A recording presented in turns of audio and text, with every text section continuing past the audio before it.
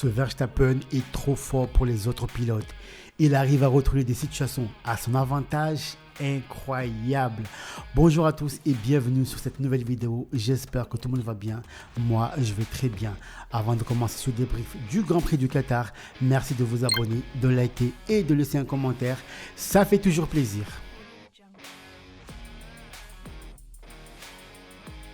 Mad Max, le roi du désert, Max Verstappen a remporté le Grand Prix du Qatar. Il devance Charles Leclerc et Oscar Piastri. On va tout de suite dire les choses. Ce Grand Prix du Qatar, c'était du grand n'importe quoi. Mention spéciale pour les pénalités distribuées par la FIA, mais aussi bravo d'avoir laissé un rétroviseur sur la piste qui a causé les crevaisons d'Hamilton et de Sainz. C'était juste chaotique. Voilà le terme exact. Encore heureux que ça n'a pas causé d'autres choses plus graves. Mais revenons sur le quadruple champion du monde, Max Verstappen. Durant tout le week-end, en essai et en course sprint, Max Verstappen nous a laissé croire que sa voiture n'était pas à la hauteur. Et boum, pole pour la course, même s'il a eu une pénalité, donc deuxième au départ du Grand Prix. Mais à la fin, c'est Verstappen qui gagne. Il a l'art de se camoufler pour mieux capturer ses adversaires. C'est un très grand pilote qui sait se relever après des difficultés. Et surtout, c'est un leader d'équipe qui pousse son équipe à l'extrême pour lui fournir la meilleure des voitures. Dommage que son coéquipier ne suit pas le rythme, sinon à l'heure actuelle, Red Bull serait déjà champion du monde constructeur. D'ailleurs, Perez a dû abandonner après son erreur en course. Là, ça fait beaucoup trop pour le pilote mexicain. Je le sens, le Grand Prix d'Abu Dhabi sera sa dernière course chez Red Bull.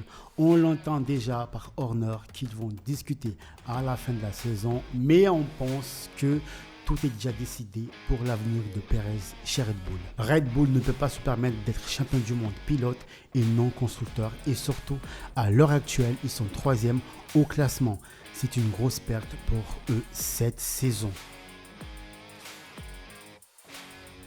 Le gros raté de Lando Norris et Oscar Piastri avaient l'opportunité de titrer McLaren au championnat du monde des constructeurs au Grand Prix du Qatar, mais rien ne s'est passé comme prévu. Oscar Piastri termine la course 3e et Lando Norris termine la course 10e, ne gagne pas assez de points pour célébrer le titre. Malgré un bon départ qui le place à la 2e place, Norris a reçu une pénalité de 10 secondes en stop and go pour ne pas avoir ralenti lors d'un safety car. Honnêtement, pour moi, c'était sévère. D'autres ont fait pire dans d'autres courses et n'ont rien reçu. Vous savez de qui je parle. Avec un Charles Leclerc qui termine 2e et Sainz 6e, rien n'est encore joué pour le titre constructeur 2024. Rendez-vous à Abu Dhabi pour la bagarre. Bravo à Pierre Gasly pour son incroyable course, parti à la 11e place et qui termine la course 5e au volant d'une Alpine qui ne montre aucun signe de faiblesse face à un Carlos Sainz qui le chasse pendant un moment. Chapeau Alpine, donnez à Gasly une meilleure voiture et vous aurez des podiums chaque week-end. Alors Gasly c'était top, mais pour Ocon c'était compliqué lors de ce Grand Prix. D'ailleurs c'est désormais officiel, la nouvelle est tombée dans la journée. Ocon et Alpine, c'est terminé et donc il ne sera pas au volant de sa voiture au Grand Prix d'Abu Dhabi. Il sera remplacé par Jack Doohan. C'est vraiment dommage d'en finir ainsi, mais bon, après négociation des deux parties, ils ont trouvé un accord. Ocon sera au volant de sa nouvelle voiture, la Haas, dès les essais d'après-saison à Abu Dhabi. Il a eu marre de sa situation au volant de l'Alpine. À plusieurs reprises, il l'a fait savoir, rien ne va. Ce départ semble être une bonne chose pour les deux parties. Lewis Hamilton qui demande à son équipe d'abandonner, ça par contre, ça fait très mal de l'entendre. Hamilton est celui qui porte Mercedes depuis des années, champion du monde avec Mercedes à plusieurs reprises, 6 pour être exact.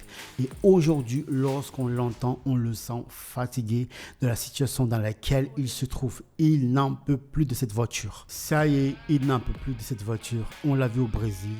Il veut déjà passer à autre chose. Ses pensées sont déjà du côté de Ferrari.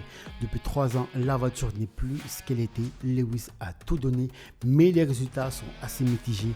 C'est la fin d'une très belle époque. Une page se tourne chez Mercedes. Incroyable, Guan Yu Zhou, le héros de son équipe, il termine la course à la 8e place et rapporte donc 4 points à son équipe. Les premiers points, il n'est jamais trop tard pour y croire.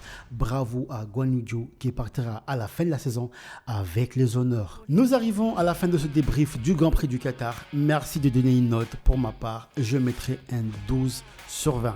Merci d'avoir regardé cette vidéo. Merci de vous abonner, de commenter et de liker. On se retrouve à Abu Dhabi pour la dernière course de la saison. Je vous souhaite une excellente semaine.